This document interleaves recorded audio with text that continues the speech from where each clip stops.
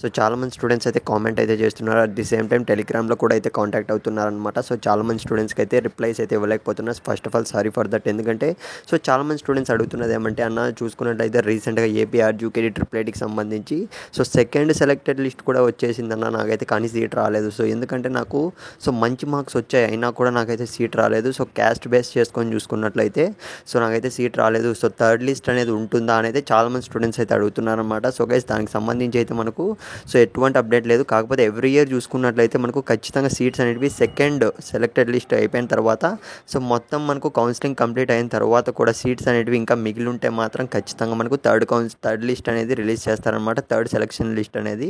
So mostly అందుకే చాలామంది స్టూడెంట్స్కి అయితే రిప్లై అయితే ఇవ్వలేకపోతున్నా. సో చాలామంది అయితే అడుగుతున్నారు, అందుకే ఈ వీడియో అయితే చేస్తున్నా గైస్.